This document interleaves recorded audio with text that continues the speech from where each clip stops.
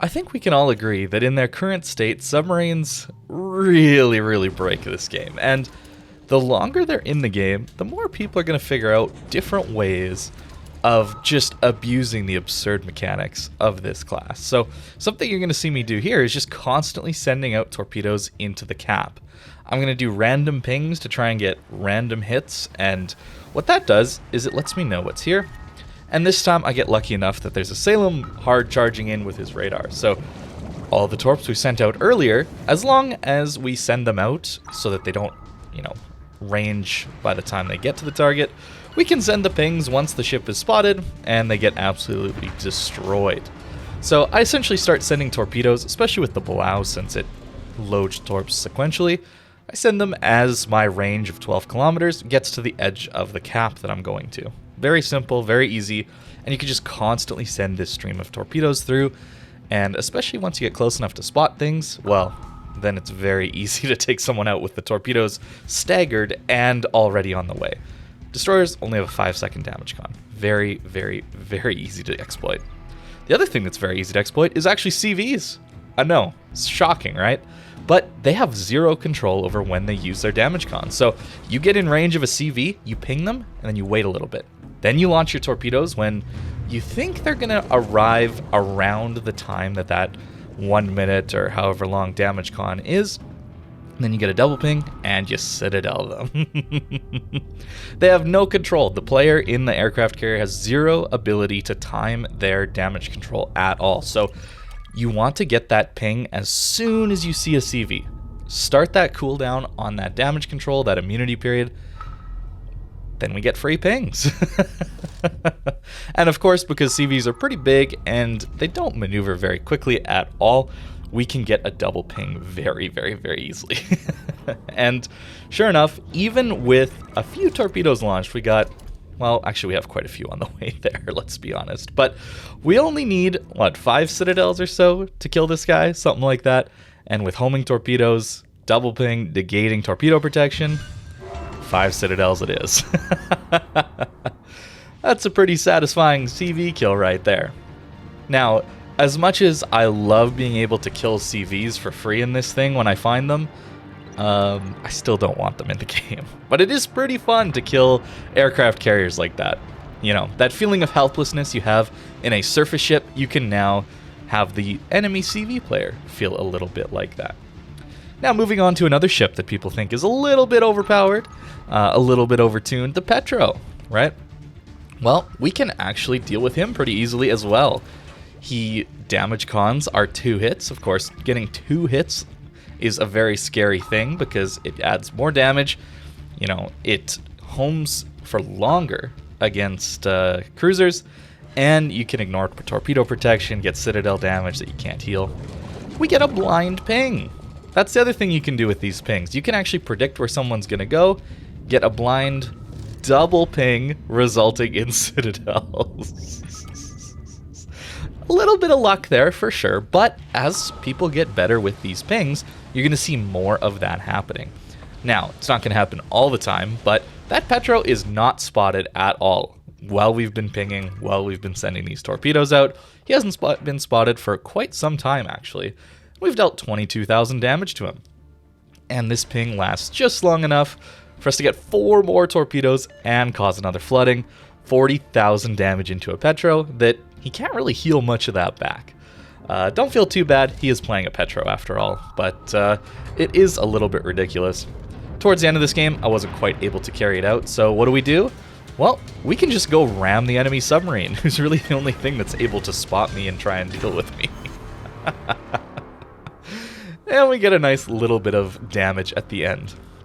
Of course, if a battleship just decides to sit and try and bow tank or anything, well, they're gonna die. That's what submarines do. They just kill anything in their range. And as cool as this game can look with these submarines and surface ships and all that, I think the gameplay matters just a little bit more. In fact, this Missouri pushed around this island out into a bunch of my teammates, lost a ton of HP before taking a few of them down. Well, I was just chasing him around the island.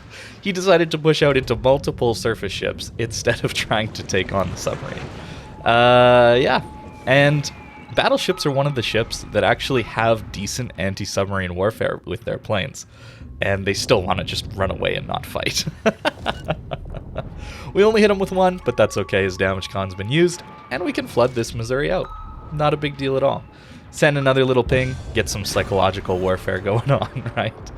It's scary getting pinged. Honestly, as a surface ship, it is terrifying. So if you're a submarine, you don't even have to launch torpedoes at people, and you can impact the game dramatically. So here, I'm going to show this pretty much a full match, just to show you how ridiculous these submarines can be.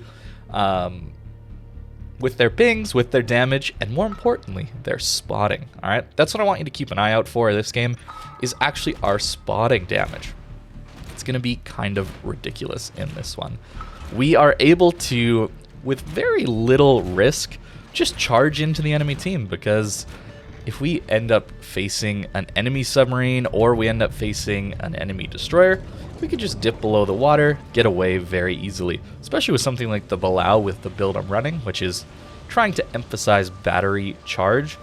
We get nearly 10 minutes of battery. So even with the extra damage or the extra reduction when spotted to the battery of like 3 times, well, it really doesn't affect us all that much, because we still have, what, 3.5 minutes? While being fully spotted underwater. It's pretty safe. So we can charge in without very much fear at all.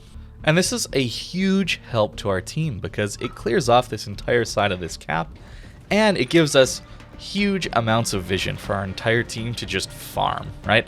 That's one of the things that is a little bit frustrating sometimes when you're in that high DPM cruiser and people are pushing, but they're unspotted. Well, with a submarine, you can just send it in, and maybe not quite as little risk as a CV sending its planes in.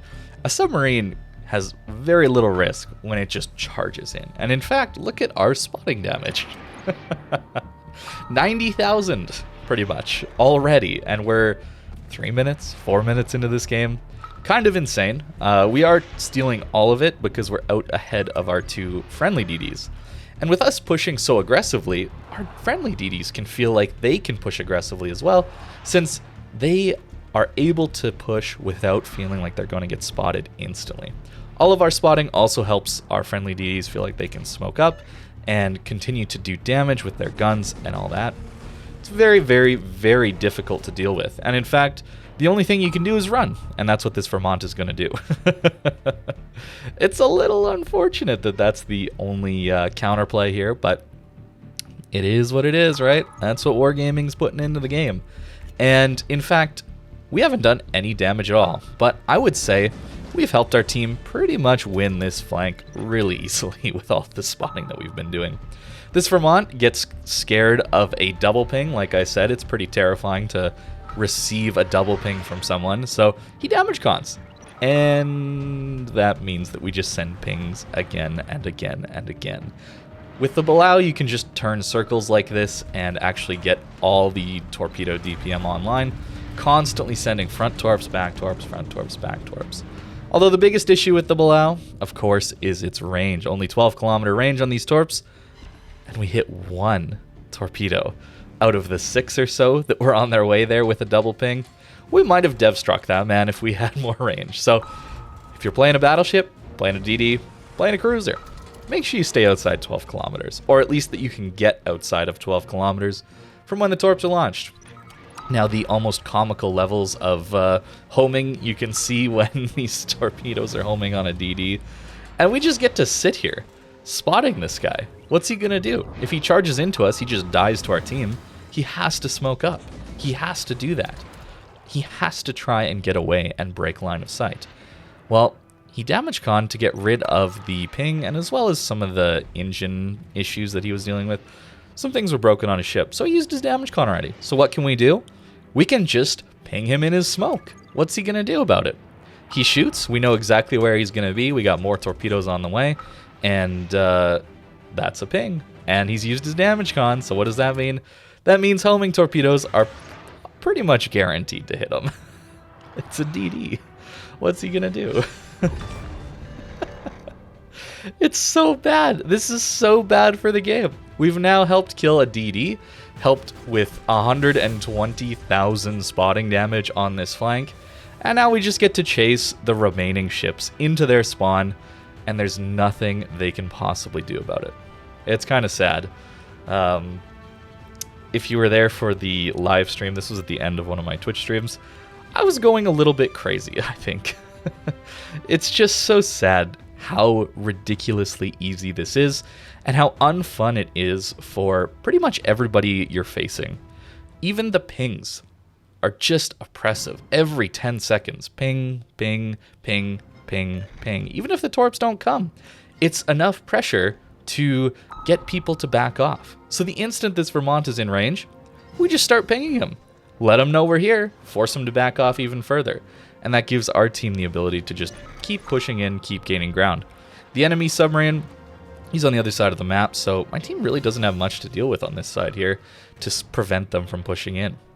And again, this Vermont has to turn away. What else is he to do here?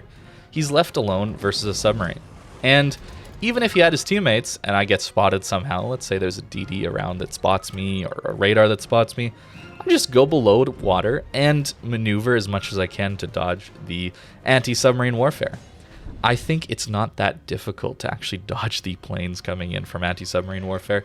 It takes them quite a bit of time to prepare to drop those depth charges, so you can see the line that they're running and actually maneuver to avoid them, as long as you're not just stationary. I think that's the biggest thing that these subs don't actually do that well, is maneuvering from stationary.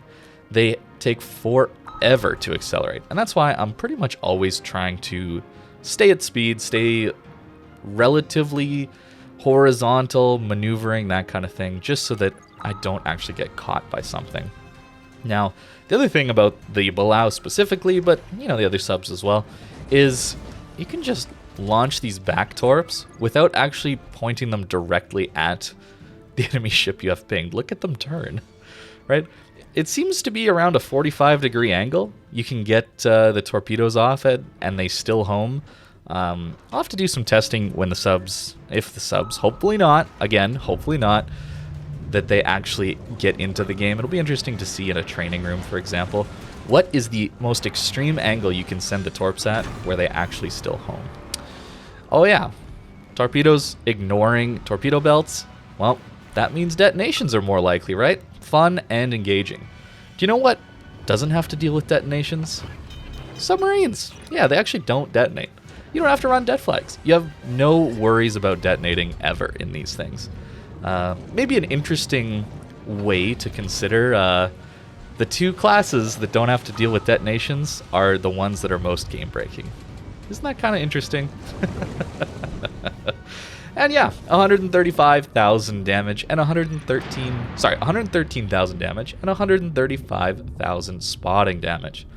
It's just so good at controlling and helping your team on a flank. Obviously, I needed my teammates to shoot in this one. There's no doubt about that. My teammates were doing a great job of helping win the flank by shooting the things that I'm spotting. But I just think it's ridiculous the amount of power that these ships have, and that Wargaming is not satisfied with the amount of power that they're going to buff these.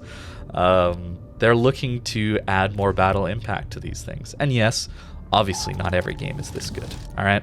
Not every game is remotely close to this good. I think I'm at 70,000 average damage in this ship, okay? But anybody that I've done damage to is really not having a good time.